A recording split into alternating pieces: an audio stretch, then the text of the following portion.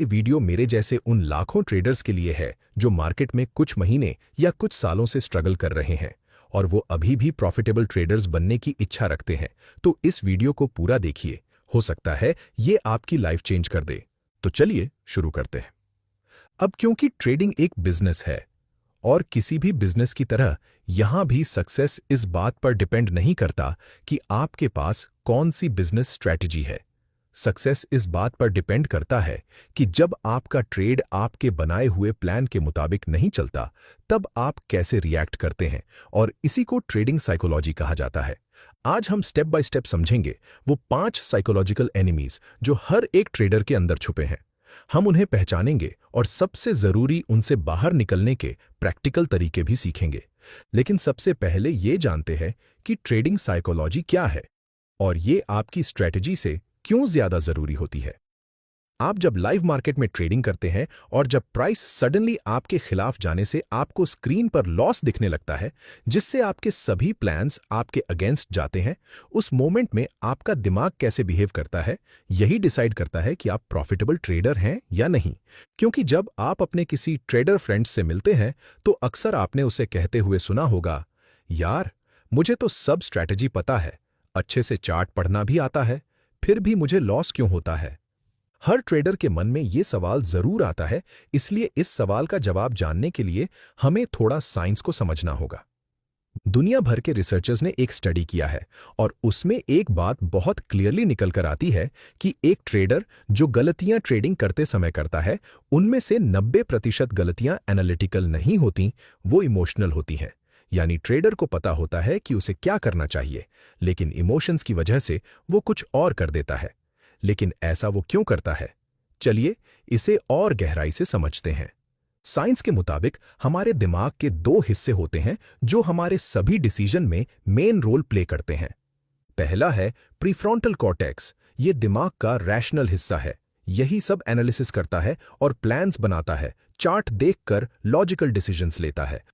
और दूसरा है अमिगडाला। ये दिमाग का इमोशनल सेंटर है, यही फियर प्रोसेस करता है, डेंजर को सेंस करता है और इमरजेंसी में फाइट और फ्लाइट जैसे रिस्पॉन्स ट्रिगर करता है।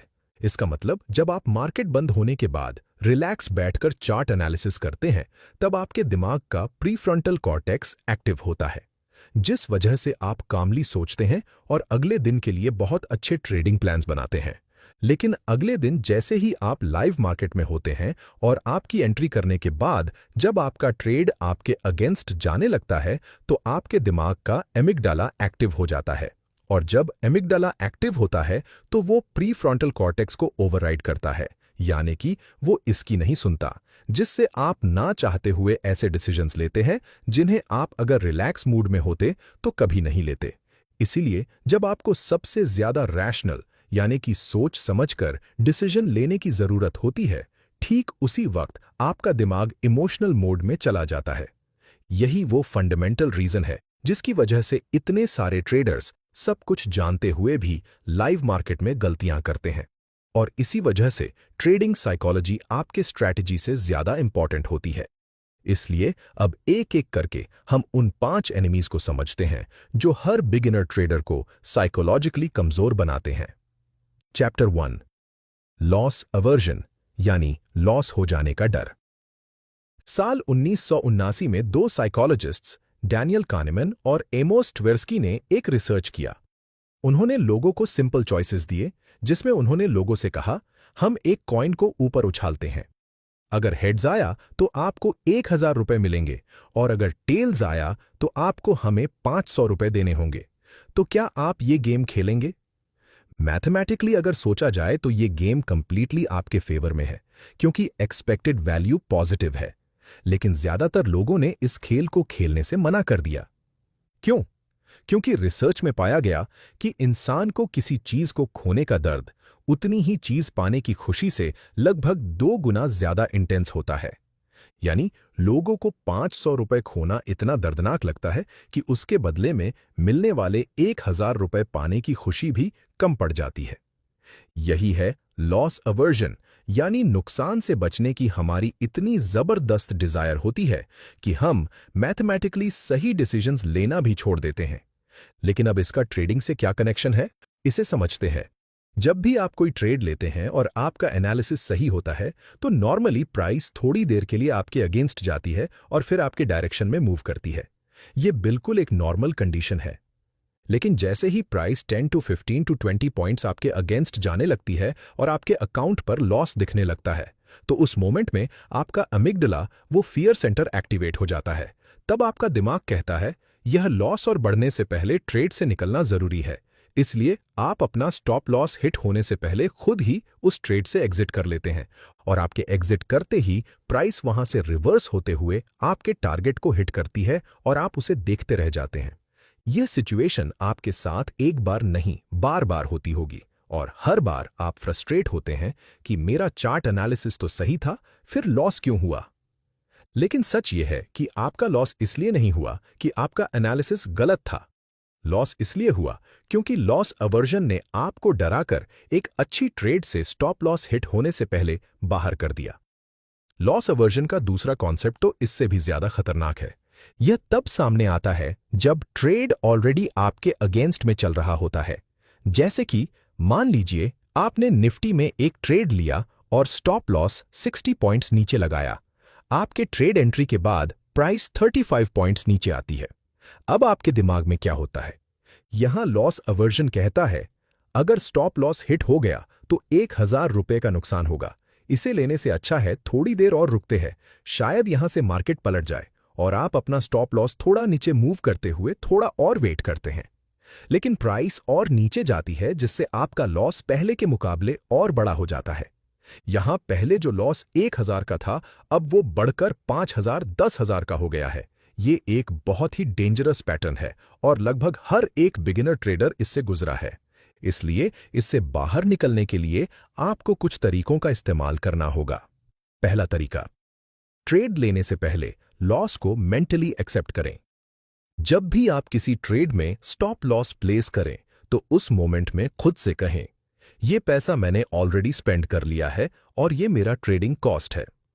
जब स्टॉप लॉस का पैसा आपको मेंटली ऑलरेडी गॉन फील होता है, तो उसके हिट होने का डर ऑटोमेटिकली कम हो जाता है, जिससे आपको साइकोलॉजिकली कोई नुकसान नहीं होता, क्योंकि आपने पहले से ही उस नुकसान को अपने मन से एक्सेप्ट किया है और आप मेंटली इसके लिए पहले से तैयार बैठे थे।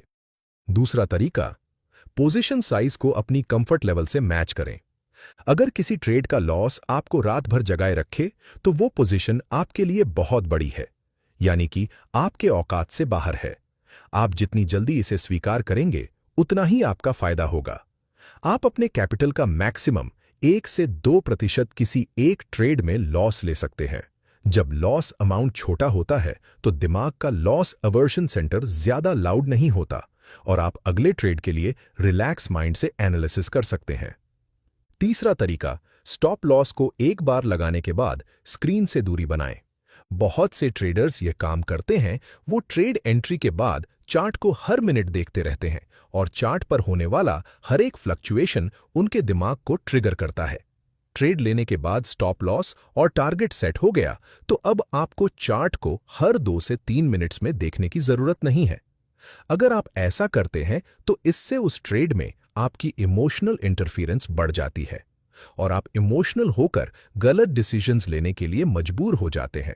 इसलिए जब भी आप किसी ट्रेड में एंट्री कर लेते हैं, तो जब तक स्टॉप लॉस या टारगेट हिट नहीं होता, तब तक उस ट्रेड के प्रॉफिट एंड लॉस को देखना बंद करें। ये प्रैक्टिस आपकी ओवर ट्रेडिंग की आदत से आपको छुटकारा दिला सकती है। अगर आप इसे लगातार डिसिप्लिन के साथ कुछ दिन के लिए ट्राई करेंगे, तो ये आपकी आदत बन जाएगी। चलिए अब दूसरे चैप्टर में कंफर्मेशन बायस को समझते हैं। ये एक ऐसा साइकोलॉजिकल ट्रैप है जिसके बारे में बहुत कम ट्रेडर बात करते हैं, लेकिन ये उतना ही हार्मफुल है जितना लॉस अवर्जन। कॉन्फर्मेशन बायस में हम चार्ट पर वो इंफॉर्मेशन ढूंढते हैं जो हमारी एग्जिस्टिंग बिलीफ को कंफर्म करे, और जो इंफॉर्मेशन उसे चैलेंज करती है वो हमें दिखती ही नहीं। ट्रेडिंग में ये कैसे काम करता है, अब इसे समझते हैं। मान लीजिए आपने आफ्टर मार्केट रिसर्च करके ये डिसाइड किया कि आज बैंक निफ्टी बुलिश रहेगी और ऊपर जाएगी। आपने ये एनालिसिस किसी एक इंडिकेटर को देखकर किया। अब जब दूसरे दिन आप लाइव मार्केट में चार्ट खोलते हैं, तो आपकी नजर ऑटोमेटिकली उन चीजों पर जाती है जो आपके बुलिश व्यू को सपोर्ट करती हैं। आपको चार्ट पर हर जगह सपोर्ट लेवल दिखाई देता है और हर एक कैंडल बुलिश लगने लगती है। लेकिन चार्ट पर जो सिग्नल्स बेरिश हैं, जैसे कि एक स्ट्रॉन्ग रेजिस्टेंस जोन जो ठीक यहां ऊपर बना है, वो आपको नजर नहीं आता। क्यों? क्योंकि आपका दिमाग पहले से डिसाइड कर चुका है कि आज मार्केट ऊपर ही जाने वाला है। इसीलिए आप बस अपनी बिलीफ को वैलिडेट करना चाहते हैं। इसीलिए जब आप इस बायस्ड एनालिसिस के आधार पर ट्रेड लेते हैं तो आपको लॉस होता है। आपको कॉन्फर्मेशन बायस 3 ट्रेडिंग सिचुएशंस में होता है। सिचुएशन 1, रिसर्च करने के दौरान आपने चार्ट एनालिसिस करके एक स्टॉक या इंडेक्स को बुलिश डिसाइड किया है। अब आप यूट्यूब पर जाते हैं, ट्विटर पर जाते हैं और कोई एक्सपर्ट ढूंढते हैं, तो अनकॉन्शियसली आप उसी एक्सपर्ट को फॉलो करते हैं जो आपकी एनालिसिस से अग्री करता है। जो डिसएग्री करता है उसे आप देखना पसंद भी नहीं करते। सिचुएशन 2, ट्रेड में एंट्री करने के दौरान आप एक लॉन्ग ट्रेड में एंट्री करते हैं और प्राइस सडनली नीचे जाने लगती है, तो आप चार्ट पर ऐसे सिग्नल्स ढूंढते हैं जो आपकी बुलिश सेंटिमेंट्स को बढ़ावा देने में मदद करते हैं। आपके लिए एक छोटी सी ग्रीन कैंडल प्राइस के रिकवर होने का सिग्नल बन जाती है, लेकिन वही बिगर पिक्चर में प्राइस कंसिस्टेंटली नीचे जा रही होती है और ये आप देखना नहीं चाहते, क्योंकि आपका मन उसे देखना पसंद नहीं करता। लेकिन ध्यान रखिए, स्टॉक मार्केट आपके मन से नहीं, स्मार्ट इंस्टीट्यूशंस के धन से चलता है। इसलिए आपको अपना मन चार्ट को पढ़कर उसके मुताबिक डिसीजंस लेने में लगाना है। Situation 3, after a loss. आपने एक ट्रेड में पैसे लगाए और आपको लॉस हुआ, लेकिन आप एक्सेप्ट नहीं करना चाहते कि यहां आपका एनालिसिस गलत था। तो आप रीजंस ढूंढते हैं कि मार्केट को आज किसी ने मैनिपुलेट किया, आज न्यूज ने सब कुछ बिगाड़ दिया, यह ऑपरेटर का काम था। यह सब कॉन्फर्मेशन बायस की निशानी है। और अगर आप भी इससे गुजर रहे हैं तो इससे बाहर निकलने के लिए आपको कुछ टेक्निक्स का इस्तेमाल जरूर करना चाहिए। सबसे पावरफुल टेक्निक डेविल्स एडवोकेट बने। जब भी आप किसी ट्रेड का एनालिसिस करने के बाद बुलिश डिसीजन लेते हैं, तब 1 मिनट के लिए अपना बुलिश पर्सपेक्टिव पूरी तरह बदलें और सोचें, अगर मुझे इस ट्रेड के खिलाफ आर्ग्यू करना हो तो मैं क्या रीजंस दूंगा। चार्ट पर बेरिश साइड में क्या कोई सिग्नल दिख रहा है? क्या चार्ट पर किसी लेवल के पास रेजिस्टेंस बना है जो मुझे दिखाई नहीं दे रहा? अगर आप ऑनेस्टली ये एक्सरसाइज करते हैं तो आपकी चार्ट एनालिसिस की क्वालिटी ऑटोमेटिकली डबल हो जाएगी, क्योंकि अब आप दोनों साइड्स को देख रहे हैं। अब क्योंकि इस ट्रेड में लगाया हुआ कैपिटल आपने बहुत मेहनत से कमाया है, इसलिए ट्रेड एंट्री करने से पहले थोड़ी और मेहनत करने में क्या हर्ज है। दूसरी टेक्निक, सिनेरियो प्लानिंग। हर ट्रेड लेने से पहले 2 सिनारियोस के लिए मेंटली प्रिपरेशन करें। सिनारियो ए, अगर ट्रेड मेरे फेवर में जाती है तो मैं क्या करूंगा? और सिनारियो बी, अगर ये ट्रेड एंट्री मेरे अगेंस्ट जाती है तो मैं क्या करूंगा? जब आपके पास दोनों सिनारियोस का प्लान होता है, तब कॉन्फर्मेशन बायस का इफेक्ट कम होता है, क्योंकि आपने पहले से ये एक्सेप्ट कर लिया है कि मार्केट में दोनों पॉसिबिलिटीज एग्जिस्ट करती हैं और आप दोनों के लिए पूरी तरह तैयार है। जब भी आपकी तैयारी पूरी होती है, उस समय आपका माइंडसेट पॉजिटिव बना रहता है, जिससे आप सही फैसला लेने में चूकने की संभावना बहुत कम हो जाती है। आशा करता हूं अब तक जो भी मैंने कहा आपको समझ आया होगा। अगर फिर भी कोई कंफ्यूजन है तो कमेंट में जरूर पूछिए। चलिए अब अगले चैप्टर में ओवर कॉन्फिडेंस को समझते हैं। जब दिन के शुरुआत में 4 से 5 ट्रेड्स में प्रॉफिट होता है तो आपको लगता है आपको मार्केट समझ आ गया है, और ये फीलिंग बहुत डेंजरस होती है। ट्रेडिंग में आपको ओवर कॉन्फिडेंस मुख्य रूप से 3 स्टेज में आता है। स्टेज 1, मेरी इंस्टिंक्ट बहुत एक्यूरेट है। शुरुआत में कुछ प्रॉफिटेबल ट्रेड्स के बाद ट्रेडर ये बिलीव करने लगता है कि उसकी गट फीलिंग रिलायबल है और वो चार्ट पर प्रॉपर सेटअप का वेट किए बिना ट्रेड्स लेने लगता है, सिर्फ इसलिए कि उसे लग रहा है कि प्राइस यहां से ऊपर जाएगी। ओवर कॉन्फिडेंट ट्रेडर्स बाकी ट्रेडर्स के मुकाबले ज्यादा फ्रीक्वेंट ट्रेड्स लेते हैं और इनका रिटर्न कंसिस्टेंटली वर्स होता है, क्योंकि ज्यादा ट्रेड्स का मतलब है ज्यादा ब्रोकरेज, ज्यादा मिस्टेक्स और ज्यादा इमोशनल फटीग। इससे आप ओवर ट्रेडिंग का शिकार होकर बहुत जल्दी अपना कैपिटल वाइप्ड आउट कर देते हैं और आपका ज्यादातर समय कैपिटल का जुगाड़ करने में चला जाता है। अगर आप भी ऐसा करते हैं तो आप ट्रेडिंग नहीं गैम्बलिंग कर रहे हैं। स्टेज 2, मैं जानता हूं इससे ज्यादा रिस्क लेना सेफ है। जब पिछले हफ्ते आप 2 लॉट्स में अच्छा प्रॉफिट बनाते हैं तो अगले हफ्ते आप सोचते हैं कि 5 लॉट्स लेकर ट्रेड एंट्री करता हूं, ज्यादा प्रॉफिट होगा। लेकिन यहां एक फंडामेंटल प्रॉब्लम है। जब आप 2 लॉट्स में ट्रेड करते थे तो आपका माइंडसेट उस रिस्क लेवल के अकॉर्डिंग डेवलप हुआ था। आपको उस लॉस अमाउंट से कंफर्टेबल होने में टाइम लगा था। जब अचानक आप क्वांटिटी जंप करते हैं तो उसके साथ लॉस अमाउंट भी सडनली बड़ा हो जाता है और एक पहला बड़ा लॉस आपकी साइकोलॉजी को तोड़ देता है। एक लॉट से ट्रेड करके 100 पॉइंट्स निकालना बहुत अच्छा है, बजाय इसके कि आप 20 लॉट से ट्रेड एंट्री करने के बाद 5 पॉइंट्स लेकर ट्रेड से बाहर हो जाए। हर बड़ी क्वांटिटी आपको प्रॉफिट की गारंटी नहीं दे सकती। अगर आप अपने पूरे कैपिटल को एक ही ट्रेड में लगाकर एक ही दिन में अमीर बनने का सपना देखकर ट्रेडिंग करते हैं तो आपसे बड़ा मूर्ख शायद ही कोई होगा। ट्रेडिंग में रिस्क लेना चाहिए और ये जरूरी भी है, लेकिन इसका मतलब ये नहीं कि आप अपने पूरे कैपिटल को एक ही ट्रेड में दांव पर लगाएं। आपके कैपिटल पर आपने जो पिछले दिन प्रॉफिट बनाया है, आप उस पूरे प्रॉफिट पर अगले दिन रिस्क ले सकते हैं, क्योंकि यहां आया तो पहाड़ और गया तो बाल जैसे सिचुएशन होती है, जिससे आपका अगर उस ट्रेड में लॉस भी हो गया तो आपका कैपिटल सेफ रहेगा। इसलिए पिछले दिन का प्रॉफिट आज के दिन के लिए रिस्क के तौर पर आप इस्तेमाल कर सकते हैं। स्टेज 3, मेरी स्ट्रैटेजी काम नहीं करती, मार्केट गलत है। ओवर कॉन्फिडेंस का यह सबसे चालाक रूप है। जब बहुत से ट्रेड्स के बाद लॉस होता है तो ओवर कॉन्फिडेंट ट्रेडर ये एक्सेप्ट नहीं करता कि उसने गलती की और वो बाहर रीजंस ढूंढता है। लेकिन खुद की गलती आपको कभी नजर नहीं आती, और जब आप गलती आइडेंटिफाई नहीं करते तो उसे फिक्स कैसे करेंगे? इसलिए अगर आपको इस सिचुएशन से बाहर निकलना है तो आपको ये उपाय ट्राई करने चाहिए।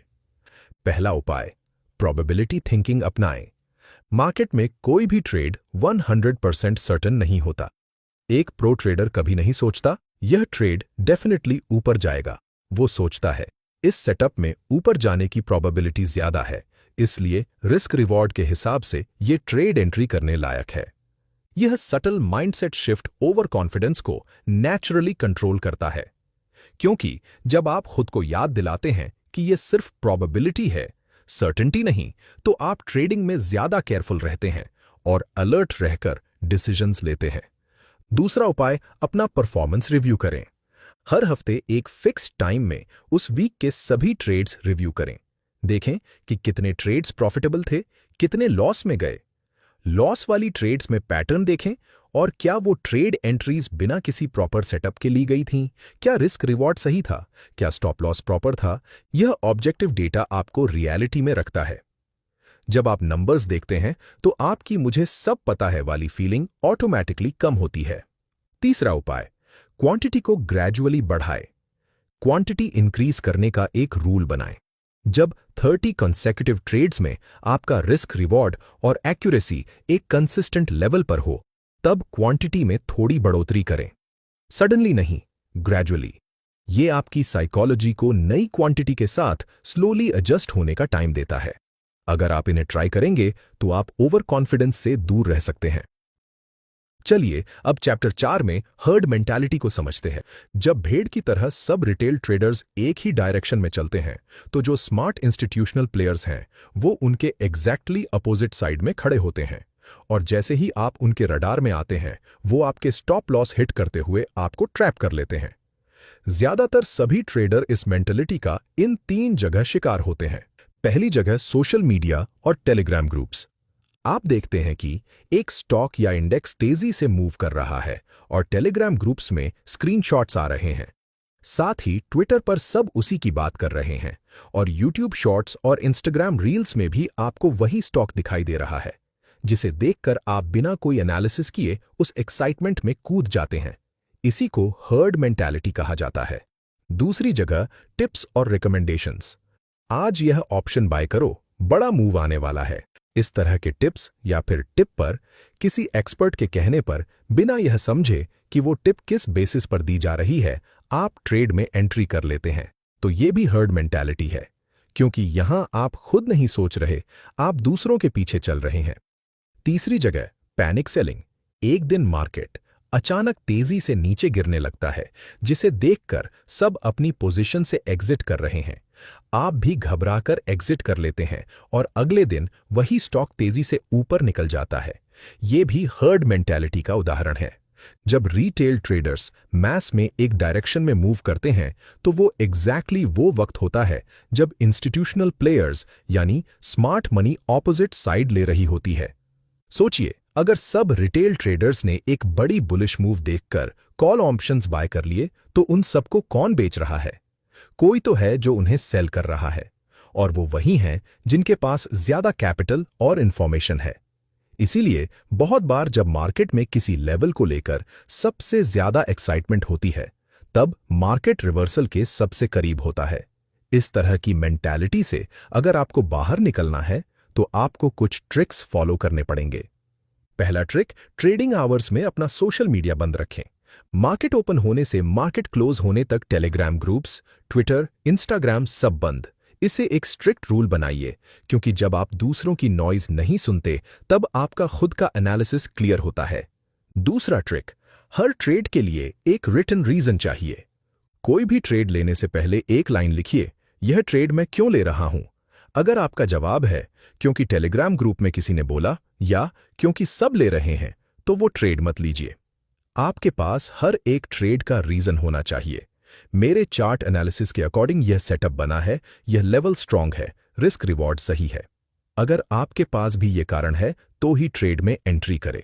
तीसरा, बैलेंस थिंकिंग प्रैक्टिस करें। यानी कि जब मार्केट में किसी लेवल को लेकर बहुत ज्यादा एक्साइटमेंट हो, तब एक स्टेप पीछे आए और सोचें, अगर सब इसी डायरेक्शन में ट्रेड ले रहे हैं तो उसके ऑपोजिट साइड में क्या है। इस तरह आपका दिमाग आपको ऑटोमेटिकली मोर बैलेंस थिंकिंग की तरफ ले जाता है। ये ट्रिक्स शायद आपको पता होंगे क्योंकि ये बहुत सिंपल है, लेकिन साइकोलॉजिकली देखेंगे तो ये आपकी ट्रेडिंग माइंडसेट को पूरी तरह से चेंज करने की ताकत रखते हैं। इसलिए इन्हें जरूर प्रैक्टिस करें। चलिए अब चैप्टर 5 में रिवेंज ट्रेडिंग को डिटेल से जानते हैं। रिवेंज ट्रेडिंग क्या है, ये आप सभी जानते हैं, जिसमें ट्रेडर दिन की शुरुआत में पहले ट्रेड में कुछ लॉस करता है और उस लॉस को रिकवर करने के लिए वो दिन भर बिना किसी प्रॉपर सेटअप के चार्ट पर इधर-उधर ट्रेड में एंट्री करता रहता है और दिन के आखिर में अपना बड़ा कैपिटल खो देता है। ये ट्रेडिंग साइकोलॉजी का सबसे डेंजरस ट्रैप है, और इसीलिए डेंजरस है क्योंकि यह तब आता है जब आप इमोशनली सबसे वीक होते हैं। हवा में बातें ना करते हुए हम इसे साइंटिफिक तरीके से समझते हैं। रिवेंज ट्रेडिंग के पीछे मुख्य रूप से 3 साइकोलॉजिकल फोर्सेस काम करती हैं। Force 1, sunk cost fallacy. मैंने ऑलरेडी इतना पैसा गवाया है, अगर अभी इससे बाहर नहीं निकला तो सब वेस्ट हो जाएगा। ये एक बड़ा साइकोलॉजिकल ट्रैप है। इकोनॉमिक्स में इसे संक कॉस्ट फैलेसी कहते हैं, जिसमें आप एक डिसीजन को फ्यूचर फॉरवर्ड नहीं देखते, बल्कि ऑलरेडी लॉस्ट पास्ट को रिकवर करने की कोशिश में उस डिसीजंस को लेते हैं, जिसमें आप अपना स्टॉप लॉस हिट होने से पहले उस ट्रेड से खुद को बाहर कर देते हैं, क्योंकि इससे पहले आपने अपनी ट्रेडिंग जर्नी में बहुत बड़े लॉसेस किए हैं। इसलिए आप में अभी उतना कॉन्फिडेंस नहीं है कि आप इस ट्रेड को स्टॉप लॉस हिट होने तक होल्ड कर सके। Force 2, ego protection. आप नहीं मानना चाहते कि मार्केट ने आपको हरा दिया है। आपको लगता है मैंने इतना सीखा है, मेरी स्ट्रैटेजी भी अच्छी है, आज मार्केट में कुछ और हुआ होगा, इसलिए मेरा लॉस हुआ। आप इस तरह से अपना ईगो प्रोटेक्ट करने की कोशिश करते हैं और इसी ईगो प्रोटेक्शन में आप दिन भर रैंडम ट्रेड्स लेते रहते हैं। आप यहां खुद को सही और मार्केट को गलत साबित करने की कोशिश में अपना कैपिटल हर दिन खोते हैं। क्या आपने कभी सोचा है कि क्या सच में आप मार्केट में पैसा बनाने आए हैं या फिर खुद को साबित करने? Force 3, emotional dysregulation. जब आपको एक के बाद एक लॉसेस होते हैं तो आपका दिमाग एक इमोशनल स्पाइरल में चला जाता है। आपकी एंग्जाइटी बढ़ती है, जिससे रैशनल थिंकिंग कम होती है और आपके द्वारा इस स्टेट में लिए गए डिसीजंस ऑलमोस्ट ऑलवेज रॉन्ग होते हैं। रिसर्चर्स ने पाया है कि हाई इमोशनल डिस्ट्रेस की स्टेट में ट्रेडर्स के डिसीजन की क्वालिटी सिग्निफिकेंटली ड्रॉप हो जाती है। जब आप इमोशनली चार्ज्ड होते हैं तब आपका ब्रेन उस स्टेट में नहीं होता जो गुड ट्रेडिंग डिसीजन के लिए जरूरी है। अब हमने ये तो जान लिया कि आप रिवेंज ट्रेडिंग क्यों करते हैं, इसलिए अब इससे बचने के कुछ प्रैक्टिकल सॉल्यूशंस को भी जान लेते हैं। पहला और सबसे इंपॉर्टेंट सॉल्यूशन, 2 स्ट्राइक रूल। ये रूल आज से ही अपनाइए। अगर किसी दिन कंसेक्यूटिव 2 ट्रेड्स में बैक टू बैक लॉस हो, उस दिन बिना किसी एक्सप्लेनेशन के ट्रेडिंग बंद होनी चाहिए। अपने लैपटॉप की स्क्रीन बंद करिए, थोड़ा बाहर जाइए, कुछ और करिए। जबकि ये एक सिंपल सॉल्यूशन है, लेकिन फिर भी इसे फॉलो करने के लिए बहुत डिसिप्लिन चाहिए, क्योंकि एग्जैक्टली आपको उसी वक्त ट्रेडिंग बंद करनी है जब आपका दिमाग सबसे ज्यादा एक और ट्रेड करने के लिए कह रहा होता है। ये सॉल्यूशन सिंपल है मगर इफेक्टिव है, इसीलिए कुछ दिन ट्राई करने में क्या हर्ज है। दूसरा सॉल्यूशन, लॉस को कॉस्ट ऑफ बिजनेस की तरह देखें। अब क्योंकि ट्रेडिंग एक बिजनेस है, इसलिए आपको इसे उसी तरह हैंडल करना पड़ेगा।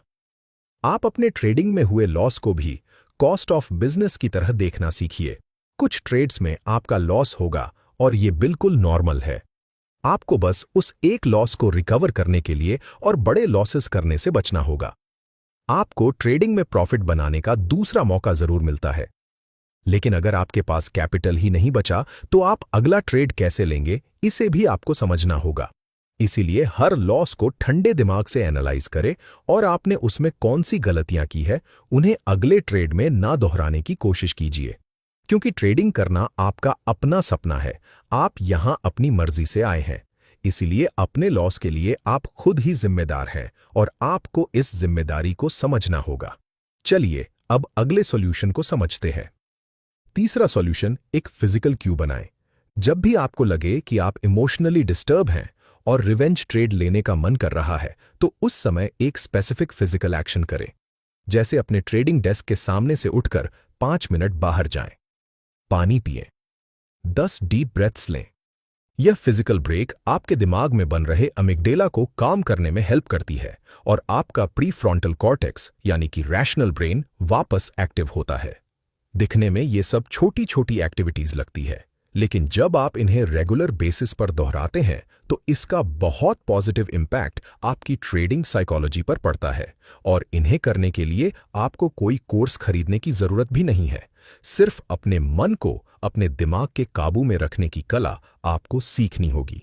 और अगर आप चाहते हैं कि हम इस टॉपिक पर एक पार्ट 2 वीडियो बनाएं जिसमें स्पेसिफिकली लाइव चार्ट एग्जाम्पल्स के साथ ये दिखाएं कि ये साइकोलॉजिकल ट्रैप्स रियल ट्रेडिंग में कैसे दिखते हैं, तो कमेंट में सिर्फ पार्ट 2 लिखिए। अगर आपको हमारा ये वीडियो अच्छा लगा तो वीडियो को लाइक और चैनल को सब्सक्राइब करना ना भूलें। धन्यवाद।